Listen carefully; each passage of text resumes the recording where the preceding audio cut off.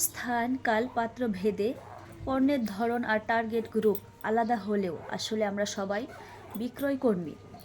সরাসরি সেলসে যারা জব করেন তাদের বাইরেও রাজনীতিবিদ, আইনজীবী, শিক্ষক, শিক্ষার্থী, উদ্যোক্তা, ওয়াজের বক্তা, মিডিয়া কর্মী, ইউটিউবার, এমনকি ফেসবুকে জনপ্রিয়তা প্রত্যাশী সবাই নিজেকে বিক্রয়ে সদা সচেষ্ট। কেবল এক একজনের পদ্ধতি এক এক রকম।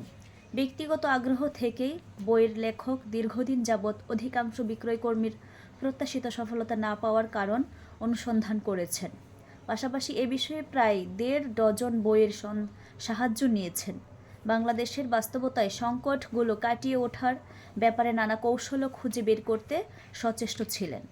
সংশ্লিষ্ট সবাই উপকৃত হওয়ার মতো উপাদান থাকলেও বইটি বিবিএ, এমবিএ শিক্ষার্থী, নতুন উদ্যোক্তা এবং সেলসের বিভিন্ন স্তরে নিয়োজিত ফাইটারদের জন্য বিশেষভাবে রচিত।